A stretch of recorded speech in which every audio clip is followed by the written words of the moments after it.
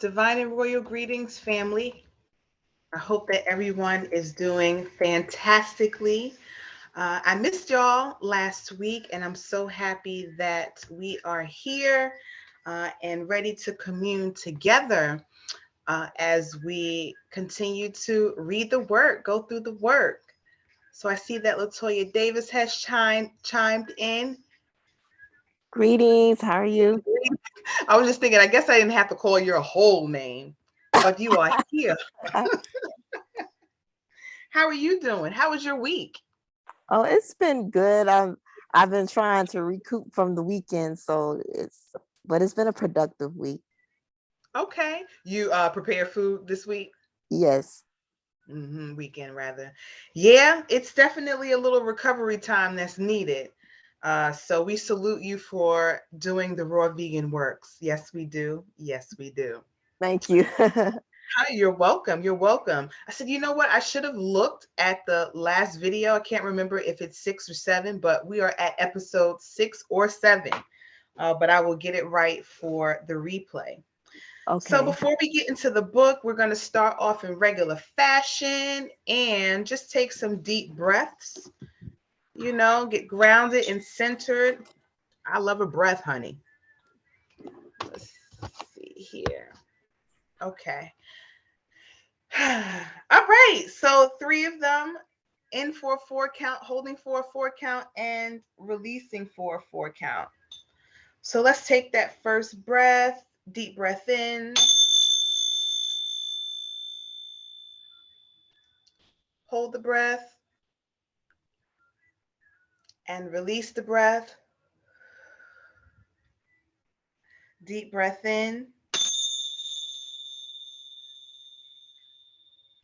hold the breath, and release the breath. On this final breath, go deep in,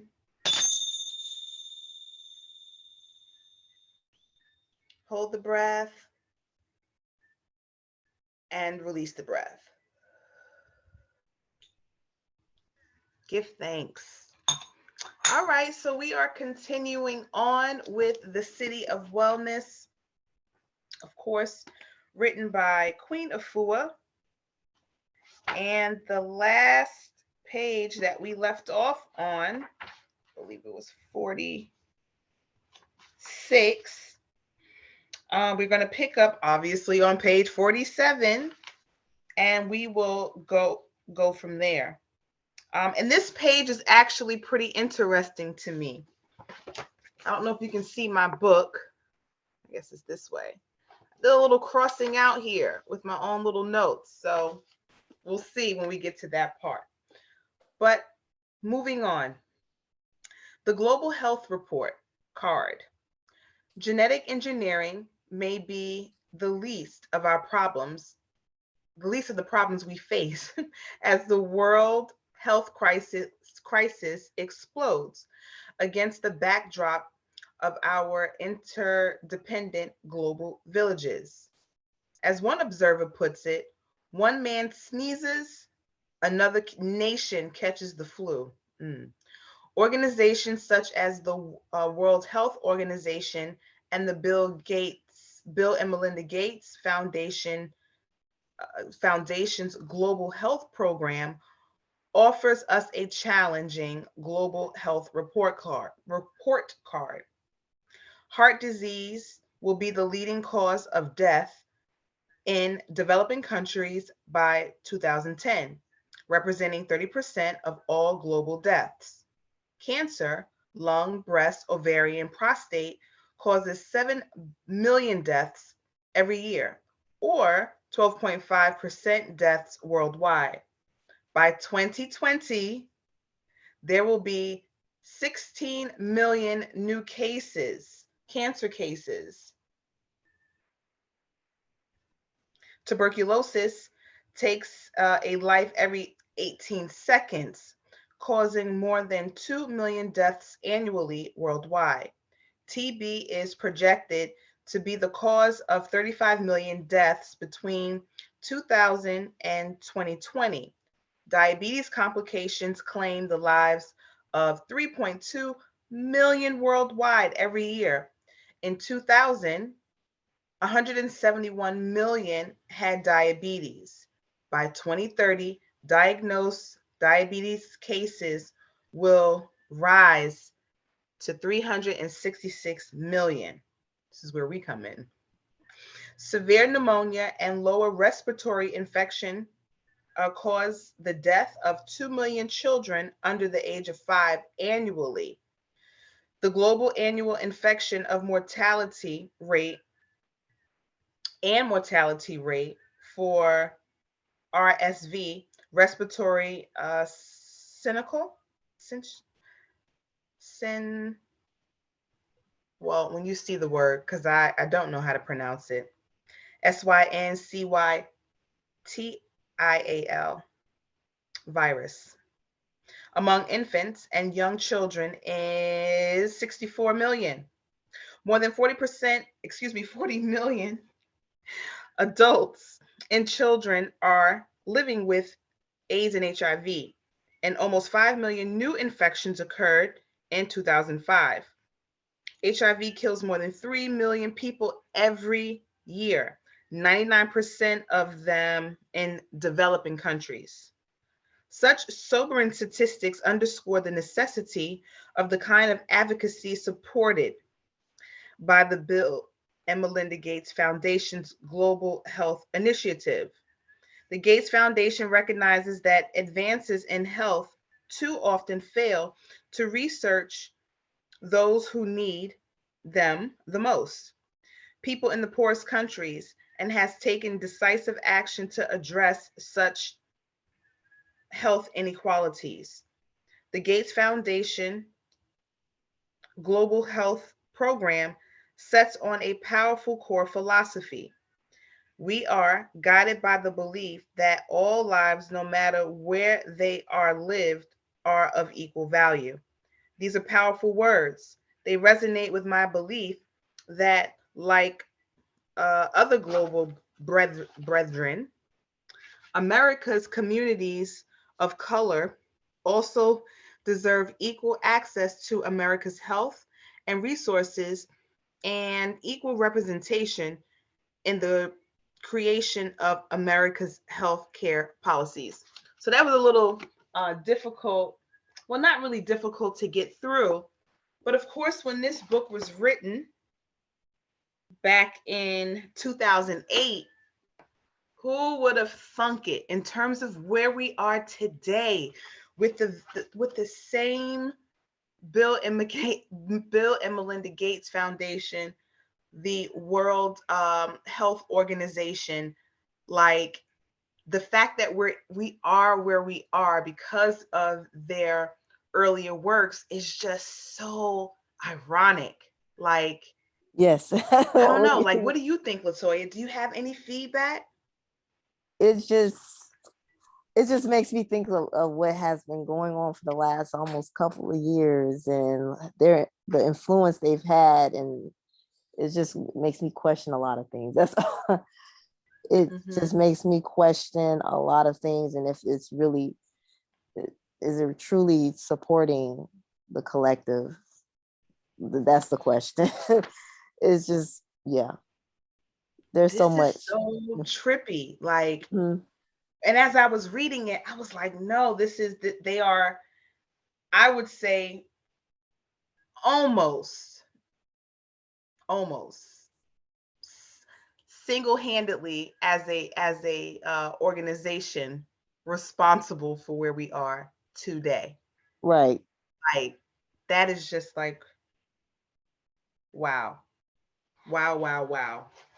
So it also goes to show that we cannot just leave our health in the hands of those who say that they're advocating for us.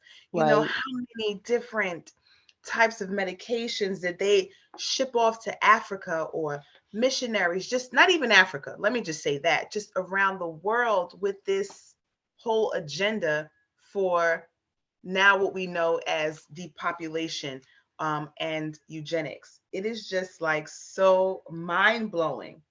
It is mind blowing. I digress. All right, sis, did you want to pick up with power to the people? Yes. Give All thanks. right. Power to the people. The challenges by our brothers and sisters on the global level are often too overwhelming to contemplate. Yet, when we compare the health report cards of African Americans and people of color in the United States and their counterparts in developing nations, there are far too many similarities based on poverty, limited healthcare access, and education. Although there are many factors that contribute to African Americans' collective bad health, the onus remains on us to take charge of our destiny. Our health crisis will not disappear unless we have the courage to move out of our denial about the reality of our collective health prognosis. We must commit to our own liberation. Our grandfather, Martin Luther King Jr., said in his letter from a Birmingham jail, freedom is never voluntarily given by the oppressor, it must be demanded by the oppressed. The same reality applies to dietary enslavement. We cannot expect the corporate kitchen to suddenly turn benevolent and set us free. The foods that we choose to put into our divine temple are central to our health and well-being. We must reclaim the spiritual power, which is higher than any other power, to control our body and our destiny. We must never lose sight of our capacity for self-determination. We must reclaim our grandmothers' and grandfathers' natural wisdom about how to live, even in the midst of adversity and challenge. While our people have plenty of dietary information, we perish from a lack of wisdom. Information comes from data, which can easily be distorted and manipulated, but wisdom comes from truth, which is divine in its source and universal in its application. Today, we are misguided by advertisers, seductive food promotions, and FDA-approved food pyramids, which are influenced by the profit drives of powerful food lobbyists. The result is that we are inundated with fake and fast food, saturated with artificial flavors and sensory stimulants as addictive as crack. The stressful conditions of our lives too often drain our spirits, leaving us highly vulnerable to the intoxication of a tasty yet deadly diet. When we combine these hostile food realities with our cultural soul food eating patterns, we have the perfect formula for a public health catastrophe. The irony is inescapable. Our enslaved ancestors built the world's richest and most powerful nation on a limited diet and zero income. Yet today, we, their descendants, who are now among the wealthiest people of the African diaspora in the world, are dying with sirloin steak, dollar mills, and government cheese. Our unconscious eating enriches the profits of the new corporate food masters. What happened to the power of the people to control their own destiny on their own plates? You think your cravings are authentic, but actually they are genetically engineered. Knowledge is power only if you use it. In 2003, New York Mayor Michael Bloomberg lobbied for the New York City Health and Hospital Corporations to pull the plug on 3 of its hospital-based McDonald's contracts. Bloomberg's efforts parallel with the national outcry against America's obesity epidemic. In 2004, Harlem Hospital McDonald's Golden Arches finally came tumbling down. Bloomberg's efforts parallel with the national outcry against America's obesity epidemic. The head of the Cleveland Clinic, Dr. Toby Cosgrove, became another fast food plug puller. Cosgrove didn't think Big Macs, supersized fries, and inch-thick cheese pieces belonged in the lobby of a hospital renowned for its cardiac care. So he decreed the fast food joints had to go. Cleveland Clinic cardiology chairman Eric Topol also weighed in. I can't tell you how many patients found this repulsive. How can the Cleveland Clinic, which prides itself in promoting health, have the audacity to have a McDonald's in its main lobby? Are you willing to pull the plug on the corporate kitchen and reconnect instead to the high frequency foods of the nutrition kitchen where life is affirmed 24/7? In 1981, I renamed the modern day. Did I skip? Okay, no, I didn't. Okay, in 1981, I renamed the modern day home kitchen to transform the way we think about food and its function and purpose. And the unconscious way of thinking and eating, the kitchen is the place in our home where we store the processed genetically altered foods and prepare the unwhole foods. That is when we aren't out eating value meal number 3 at the local corporate kitchen. The best way for us to understand the true function and amazing power of food is to recognize the kitchen as a healing laboratory. This newly Christian room in our home transformed the modern kitchen into a wonderful sanctuary where we can add value and affirm our spirit and restore and rejuvenate our sacred body temple. It is a life-filled, high vibration room where we can find our peaceful center and where our urgent miracles of healing can begin. The kitchen healing laboratory, our nutrition kitchen, is where we and our families can become conscious eaters and where we can rewrite the rules of welfare food. It is where we can pass along the remedies and the recipes, the light and the love. It is where we can find the unity and purpose to solve our problems. The nutrition kitchen is where we can build our collective strength, restore the power of the people, and find our way to the city of wellness. Ashe. All Yes, right. that was a So mouthful. it was, but you went through it like a champ. So just to veggie back, and hopefully those that are seeing this as a replay, the intent is for you to, read along so that you'll, feel like you were here when it was live. So we're talking about the irony. So here we are again, you know, it's like we've regressed in many ways. Mhm. And it's like I watched this video talking about like free will and how we pretty much abuse it, right? And then we just make all types of excuses. It's just so, I don't know, every time I read this book it's just like wow, wow, wow. But it is crazy that we have such highly processed foods. That's what I Mhm. love what specifically you and I do in terms of the vegan aspect. Now I know people say, well, quinoa, it hurts the ferrets, and I get that everything has like its, purpose. Mhm. But I truly think that consuming high levels of flesh and blood, it just cannot be helpful. Same with sugar, okay? Same with carbs.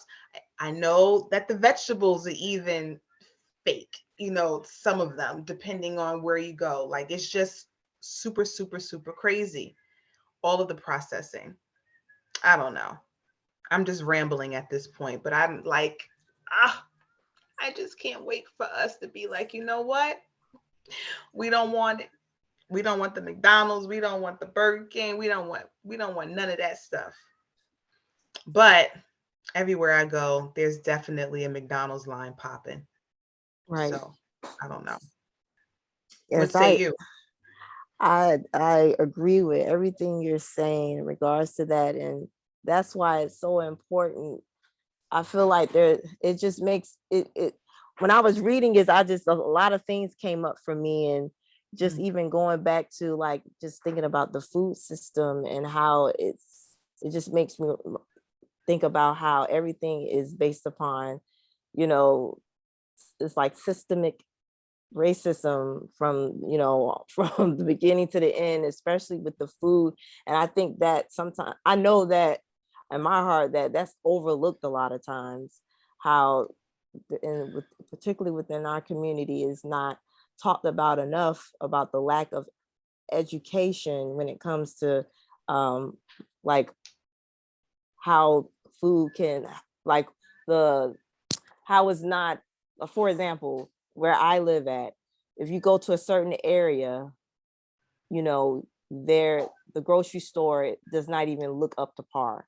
You go to like a Kroger, which is common down south, but if you go up the street not far along, that Kroger looks much better or whatnot. And just seeing like how it's not balanced at all, but it goes just all the way back to the systemic racism that we constantly are experiencing even now. And if you're not eating high vibrational foods, how can you think of anything beyond, how can you even think of anything beyond like what you are ingesting?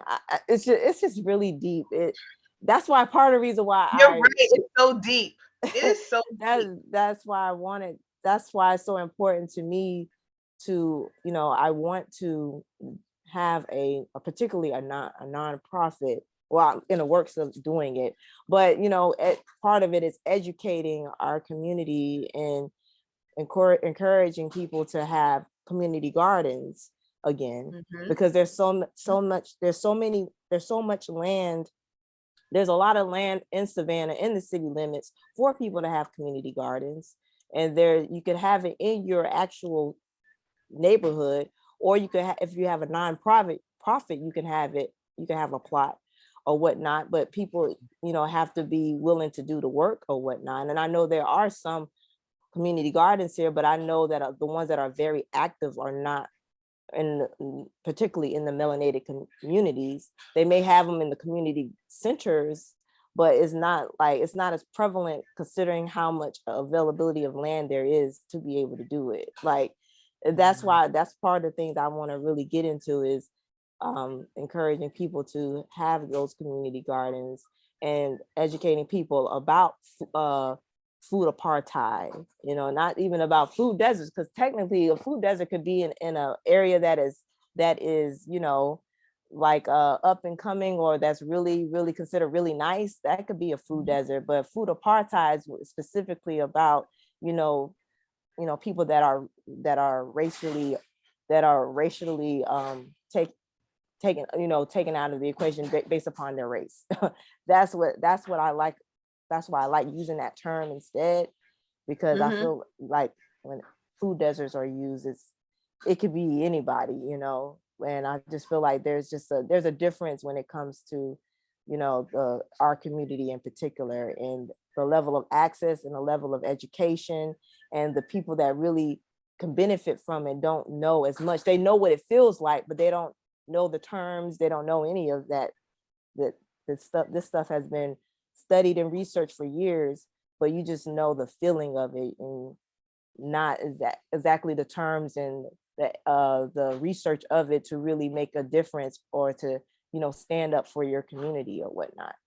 So Right. there's a lot that goes into that, and it just I know for me it's frustrating, because I just go into particularly my Kroger, and that's where I see most of the Black people at. It's at the Kroger. That's where I see them. And that Kroger, when you go into the produce section, it looks the produce looks sad. It looks like the energy of it, and how they're not, you could tell that the food is completely different, versus going up the street to a Food Lion that's still not that far away, but it's in it, but the neighborhood that it's in, they're keeping it up much better, or a lot of the people don't even go to the Whole Foods that go to the Kroger. They don't even go there at all.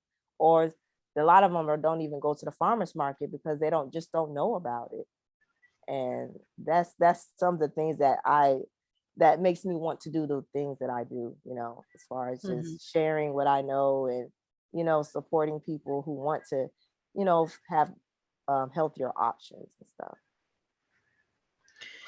Wow. So thank you. And I was just thinking as you were talking, like just the difference between markets. And we saw something yesterday that actually said that it was like a news report that said the workers they did a survey. The employees at Kroger are facing food disparity.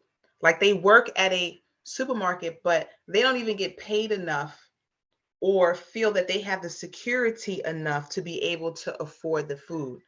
Um, when I was doing mental health, we would take our clients, to the grocery stores and what have you. And then it was a report that came out that pretty much was showing when the meats and things go bad in like a higher end neighborhood, they just dye it, repackage it, and send it off to, our communities.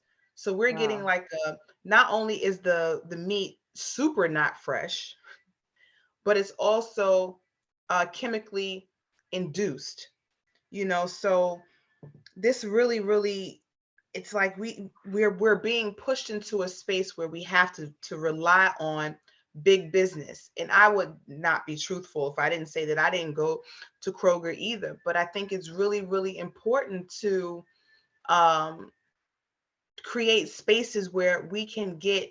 Now, I know that the soil and the seeds, all of it from beginning to end, has been tainted, if you will, because listen, from 2008 and before, honey, they were already working on a plan. We Mm. were just slow to the punch. We did not get an invite to the party.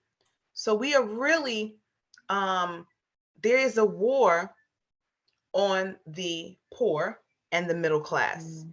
whether it's, economic, whether it's all fronts. We're just under attack. And we, unfortunately enough, not most, some of us don't even know it. We don't know that it's a game being played, and we're definitely the frontline pawns, if you will. Right. So I don't know what it would actually take for more of us to take back our power, but I do know that it's going to be super, like, with our work, which I know that I have to schedule another meeting to kind of talk about where we are. Um, just really being able to share this education and help people really realize that this, not that type of deal. And what it would be like if we were only having one meal a day, if we were Mhm. going, 2, 3 days without eating, like how would it really feel to do a self-promoting fast, like really intermittently, because it may come a time in which we have to, if right, we don't secure the economic piece, Mhm. right? Because if it's $10 for a loaf of bread, like who won't be able to afford that, as time Right. goes on? People Because that food rely prices are on, going up. They're going we're, up every time I go. I go in there frequently, and it seems like it goes up every time I go in there. oh, the The food. inflation is real. Mhm. The inflation is real, and it's only going to get worse. So I just say all that to say I hope that even with our collective, our small, like these little bright beings just striving to come together to do a thing. But I know that, that too is going to take time, and it's going to take work, individual work, self work. Mhm. But the war is raging. And like I say, most of us don't even realize that we're in a war. All right, y'all. I know we have definitely gone on. So now we're on to chapter 4. We reached chapter 4. Yay! 4 representing foundation.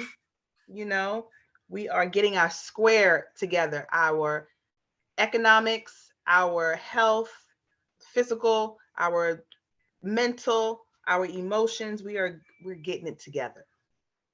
All right. So, climbing the new pyramids. For over 3 decades, I have advocated that African Americans struggling with heart disease, cancer, stroke, diabetes, and other diseases eat 14 to 16 servings of fruits and vegetables per day. Super side note. So with heart disease leading, right? That just reminds me of the unprocessed feelings that people are really eating away, causing the heart obviously to have extra pressure. So it's more than just that, physical piece. Like we are literally, family, friends, whoever, are eating our unprocessed emotions. This recommendation, based on my experience with countless clients, one was once regarded as a massive consumption. Indeed, it seemed quite radical in 1992 when America's first food pyramid made its official debut and became the nation's dietary compass. Lord, sad and got sadder, child. In 1992, the USDA Food Guide Pyramid recommended that people should minimize their consumption of fats and oils, but should eat 6 to 11 servings a day of food rich in complex carbs, bread, cereal, rice, pasta, and so on. The food pyramid also recommended generous amounts of vegetables, including potatoes, another plentiful source of complex carbohydrates, fruits, and dairy products, and at least 2 servings a day from the meat and bean group, which lumped together red meat with poultry, fish, nuts, legumes, and eggs. So that's, I guess this was the guide that we were supposed to be using from 1992 to 2005. In 1992, food pyramids seemed oddly out of step with advances in nutritional science by 2002, when a cutting edge article in Scientific America, Rebuilding the Food Pyramid by Dr. Walter C. Willett and Muir J. Stamfer challenged wisdom of the USDA dietary guidelines. The authors raised critical issues, reporting that the dietary guide, introduced a decade ago, has led people astray from, some fats and healthy for the heart, and many carbohydrates are clearly not. In 1992, food pyramids emphasis emphasis on carbohydrates, which can overstimulate a large release of insulin and play havoc with blood sugar, leading to insulin resistance, especially in a population whose junk food consumption was undergoing an unprecedented explosion. Ignored the growing consensus that many carbohydrates are not heart healthy. What made the USDA Food Pyramid's recommendations especially alarming was its emphasis on high consumption of refined carbohydrates combined with overconsumption of dairy products, red meat, which are high in saturated fat, and saturated fat and cholesterol, and increase the risk of coronary heart disease, type 2 diabetes, and colon cancer. So again, this is all unprocessed emotion that we are eating. Welcome in, welcome in. Thank you so much for joining us, Shantae. We are on page 53. Now moving into the second paragraph. Perhaps the USDA guidelines were relevant to people living on the high end of the American food chain, those who enjoy easy access to high quality food with the money and the privilege to purchase it in their own neighborhoods. Unfortunately, for many communities of color restricted by low income, limited education, poor health care access, and low quality food products, the food pyramid guidelines often contributed to preventable disease and unnecessary illness. For over 3 decades, I have advocated that the African Americans struggling with heart disease, cancer, stroke, diabetes, and other diseases eat 14 to 16 servings of fruits and vegetables per day. So let's pause there for a moment. There's a lot to unpack, I think.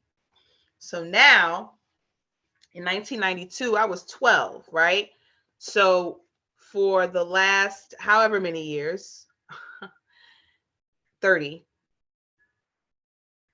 yeah, we have been fed a visual of what it is that we should be eating to be, regularly functioning humans.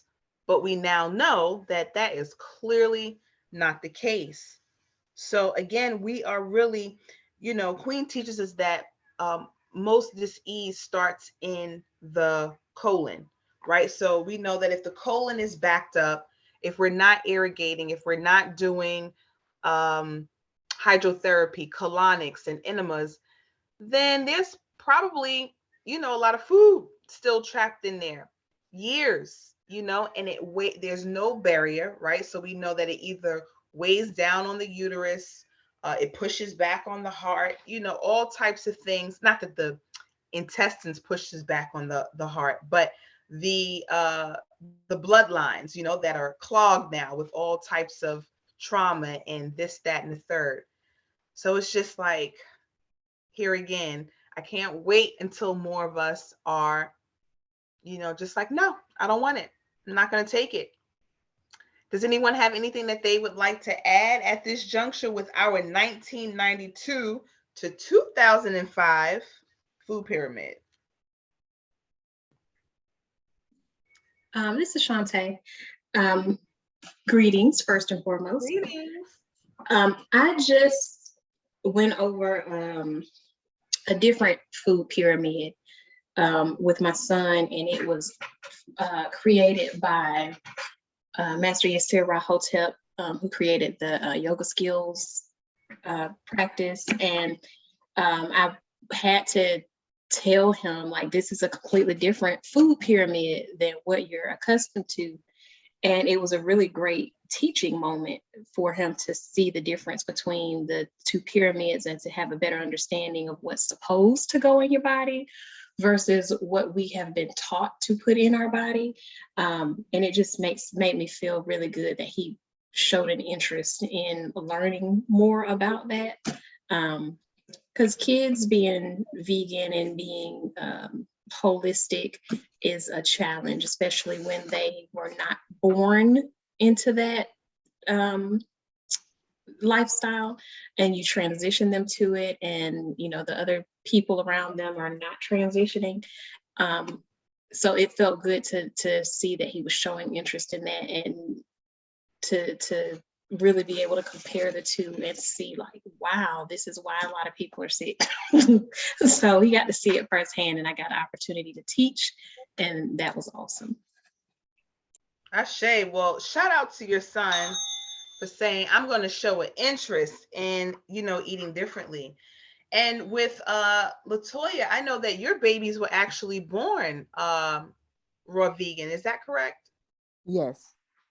Yes. So how do they, or do they even recognize, I would say, a difference in, like, let's say McDonald's? Do they ever like ask for fast food, or how does your life look? All my daughter knows is like what I give her. We don't, and because of eating, live foods, we don't really go out to eat at all because there's really nowhere to really, there's no one that actually caters to that or whatnot. So the only time we get to do that is when we travel. But that's all she knows. Like she likes, she loves avocado, she loves green smoothies, she loves almond butter or whatnot. So this is really all that she knows. But like, when in social settings or whatnot, if she'll see children that are eating things that I don't give her at all, there's like it's things that I wouldn't want my child to have at all. But she's curious at the same time too. So if she sees a child that's eating that, she's like, what is that? At the same time. But at her age, I'm like, no, you can't have that right now. Like, no. But I know that eventually it's going to come a point in time where I'm going to have to give her the space to realize that if you eat this is going to make you feel this way. And, have her see it for herself if I have to do that. But hopefully I don't. But sometimes they have to have their own moments of realizing the difference in eating, something that's not so great for their tummy and what it is or whatnot. But yeah, this is all she's known, and I've been eating raw before I was even pregnant, like 3 years prior to that. So it was that this is all she knows really. But yeah. The programming, no matter what it is really real in the field, so whether it's a program to eat this way, or that way. And I love what you said in terms of knowing that there's going to come a point in time where that free will kicks in. You know, if you eat this, this is just what, you know, this is what's going to happen. And having that option to, you know, and she might try it that one time, like, you know what, I'm good without it. Right. And That's what I'm hoping for or whatnot. But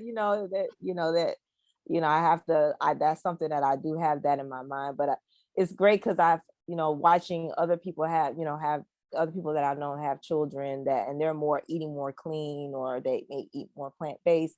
And I've seen how they allow their child to eat something who actually shown interest in eating plant-based, or eating more clean, but then they wanted to have the chicken again or whatever. And I remember one of the friends I had, she allowed her daughter to do that, and then the daughter felt very uncomfortable, and she was only like 5 years old, and she felt very, you could tell she felt very uncomfortable about that, and you could tell she didn't want that anymore. So that's once me seeing that before I even was pregnant, I was like, see, I like that, giving her that option, and then she realized how her body felt, and and not wanting that. Yeah. That's the great thing, because as human beings, a part of our code is, we gravitate towards the things that we say, that we are told we can't have. Well, why not?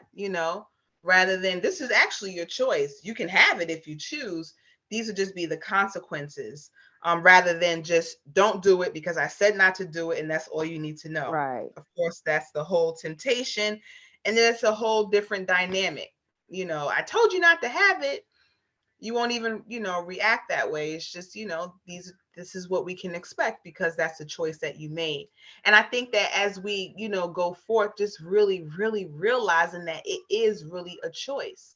Mm-hmm. Is it a choice that you could live with or not? No matter the age, but recognizing that we have choices is definitely better than just being told that you can't do a thing. I grew up in a strict environment, honey, and I couldn't do this or that. But when I got to a certain age, and even before then, because I was in the clubs at 16, not that my mother said you can't go clubbing, because who would tell their 16-year-old child they can't go clubbing? That should just be known. But there was a lot that I couldn't do. So when I had the chance, I took it. So that definitely, was some learning experiences. But I'm going to end here with the reading, because I wanted to just create space for more huddling up to fortify so that we can practice.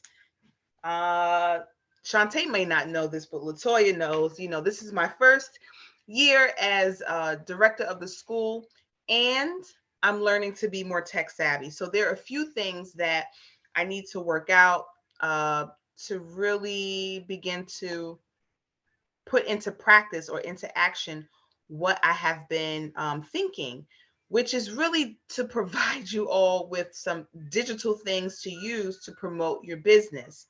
Now, whether it's, again, we talked about white labeling, or if you are doing it as an Emerald Green practitioner, just having, your disclaimer at a touch, or your intake form, we can send it to others that way. But one of the things that is happening is we are in a transition as it relates to the manufacturing of products, which is a big chunk of what we do.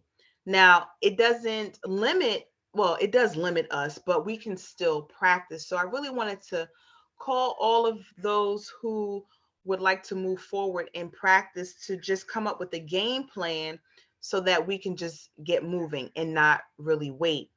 The products probably will not be available again until maybe March. I don't think that much is going to happen for the month of February. I could be wrong. Please do not quote me on this, but I will let you know.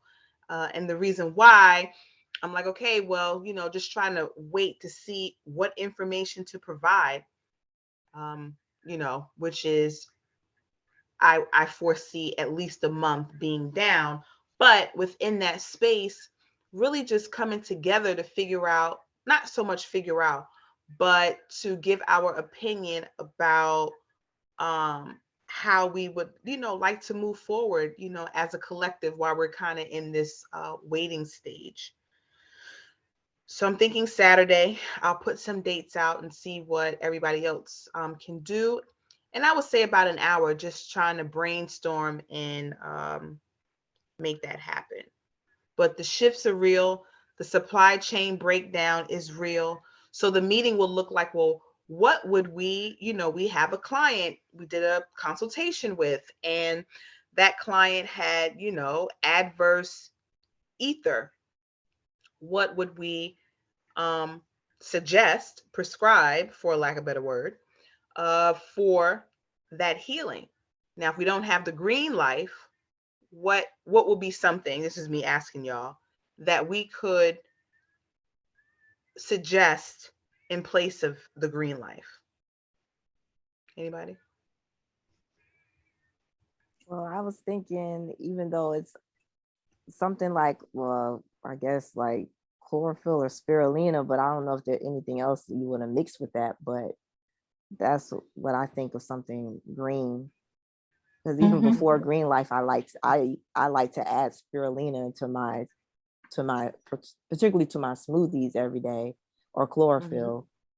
So something like that. What were you gonna say, Shantae? Definitely Same that thing. was for you. Ashe.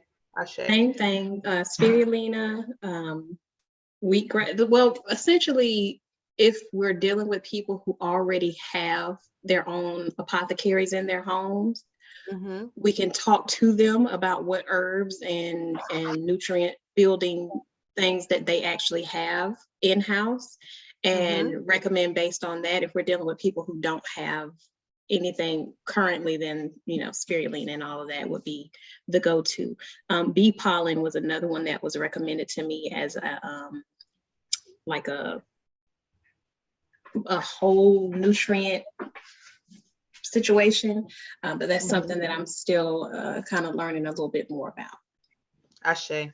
I would definitely say what we definitely should strive to do is keep it within, if you're advertising under the Queen Afua brand, trying to keep it as close as possible.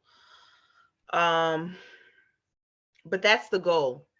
Now, as I say, I'm not huge with the whole social media space, but I feel like TikToks and different ways of going about not necessarily advertising the products, but advertising that such a service is available. We can give you an energy reading, let's say, to determine where you are energetically, physically, and spiritually, so to speak. So we have to, I have to make sure that you all have what you need, and I just want us to feel confident in doing it. Now, Shantae, how confident are you with energy readings and consultations? Do we need to go? I definitely do need some role play or practice with that. The pendulum is one of my challenges Okay. as far as tools is concerned. I'm getting better at it, but I still am not quite well versed in it as I would like to be. I've done a consultation, but it was, I guess my biggest thing is trusting that my spirit and my intuition is on track. Because the person I did the reading on was my mom, and I know her and we talk about a lot of things. So while the consultation was accurate and she feels great when she follows the things that I told her to do, I just want to make sure that when I'm speaking with strangers, that I can trust that the results that I get are accurate for that person. And I'm not like reading my own energy or somebody else's energy, and can really tune in and focus on them. Okay. And do you know how to do that? Not really. I know there was a bit about it on in Impeccable Listening, but it didn't. Oh, I can't remember quite What it was. exactly what it At said. the end of the day, it's just making sure that you are doing your best to be a clean vessel. Okay. So eating high vibration, like really taking care of your own health, right? Um, just really focusing on what and how you're caring for yourself, right? Because once the vessel is clean, and the more we practice, the more we're in meditation, the more we're having our conversations with the Most High and our ancestors, the more we will connect. But if we're not Okay. spending that time, connecting and listening, the impeccable listening, then we will always doubt whether or not the information is coming through clearly. So that's kind of just one of the ways. But practice, and maybe practicing. I'm not sure if you all did this when you were in training, but practicing on, a few family members, whether they share information with you or not, just, first and foremost, asking spirit to remove you, so that you can focus the energy on that person. But we will get some practice, make sure that people are feeling confident with doing it. And then maybe we roll out in phases. Maybe we offer, energy readings, get that clientele built up. And from the energy readings, if they like that, well, if you want to go deeper, you can, book a consultation. We'll do a couple of role plays with that as well. We did find that to be very helpful, Mm-hmm. for training. So, okay, Latoya, do you have anything to add before we close out? Anything at all? I mean, I know you're pretty, fresh off the training line. So how are you feeling? What, just whatevs. Yes, I'm finding that I really like doing I'm glad that I, volunteered to do the 21-day detox with the students, because I feel like that's supporting me in getting practice and becoming more confident in doing readings, and just, using carrying my pendulum around and reading myself. And I, read people that I know, whether they're family or close friends, and really definitely, connecting with the 21-day detox students and talking to them, and and seeing that I am reading accurately, because I'm just, I guess, releasing that thought process of, am I doing it right or whatever, just trusting myself, and that trusting that the pendulum is going to offer trust that the pendulum is going to show the information that needs to be shown. And it's pretty accurate when you just let it go. It really is. I was just in awe even yesterday when I was talking and sharing what was coming up and getting the feedback, and it was pretty on point and accurate. And being able to offer information based upon my own experiences, and also practicing with the chart.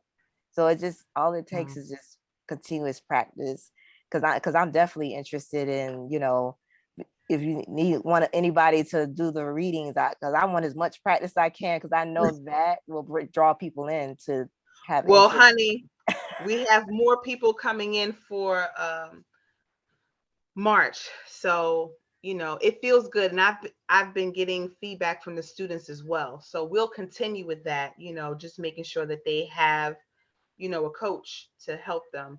And here I am thinking that the Friday Q&A call was enough, but it's just like, no, Right. because maybe Yes. people, yeah, they don't feel as comfortable speaking out on an open forum. And, of course, I would love to call everybody weekly, but That's a lot. Yeah. yeah, For you to and I do. just don't even want to start that, because then I got to finish it. So I will be leaning on y'all, because we need the help, and it helped, like you say, it helps you too, because you're in practice. So, we're going to keep this train going. And Shantae, if you once you go through a few rounds of your role play and you feel like you want to come on, no pressure, as a volunteer, when we begin again in March, you know, you can. Most definitely. Thank you. You're welcome. All right, y'all. Well, we are coming up on the top of the hour. We'll keep coming back with these bonding sessions. I hope that you got something out of it. If you're seeing it as a replay, I hope you got something out of it too. So feel free to circle back around next week, Wednesday at 5 p.m. Eastern Standard Time, where we will pick up from the last page we left off and keep the train moving. So continue to shed and shine so that you can light up the world. Peace. All right. Peace. Have a great Peace. evening. Peace.